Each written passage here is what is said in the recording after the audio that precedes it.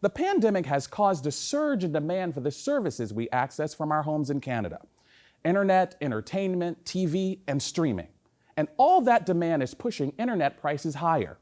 Now, a decision from the regulator may stoke bills upwards even more.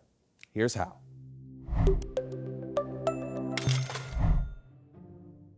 It's now something of a pastime among Canadians, a tradition the young and old alike partake in. The bill is too high. Bills are too high. It's expensive. It's one of the most expensive utilities that you pay per month. That's right, complaining about how much we all pay for our telecommunications services, like television packages, phone and wireless costs, or our internet plans. Spotty service, no internet, it drops, it goes on for days, cable.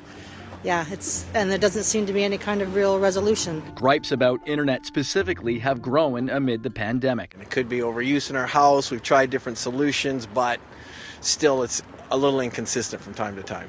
Now calls into the CCTS, or Commission for Complaints for Telecom Services, which handles consumer issues with Bell, Rogers, TELUS, and others, may be about to jump further, according to the country's so-called independent ISP providers. It matters to you because, first of all, as a Canadian, you're being soaked for your telecom services, both mobile, which we know very well, and internet. George Berger represents one such smaller provider, V Media in Toronto, which is now being forced to lift prices on their subscribers thanks to a recent decision from the CRTC led by current chair Ian Scott.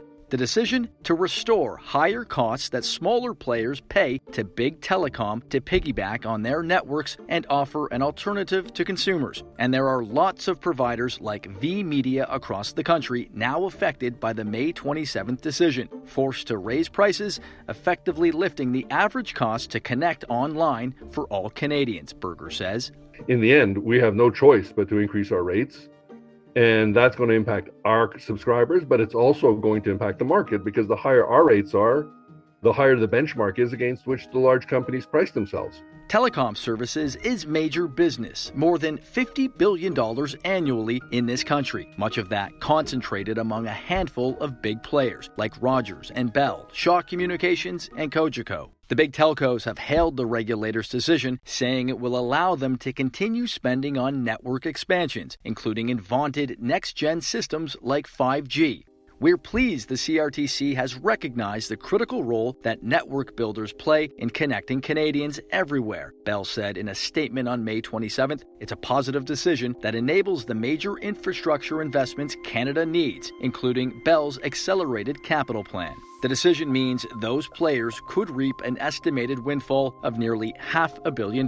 It's also raised criticism of Scott, a former lobbyist. Given the hit that we took, given the hit that the consumers took, and given the incredible benefit and windfall that the incumbents got again, it really casts a huge shadow over the credibility of our telecom regulatory system. It fits everybody's worst impressions about how, at the end of the day, the big companies basically own the regulators. After shelter and food costs, according to Statistics Canada, our communication services combined represent the third biggest expense for the average Canadian household, something that Ottawa and the Liberal government remain concerned about. The Minister for Innovation, Science and Industry, François-Philippe Champagne, indicating this month that the decision is being reviewed now, telling the Toronto Star he, quote, hears the voices of the smaller providers and recognizes that wholesale rates play an important part in competition. And the overall framework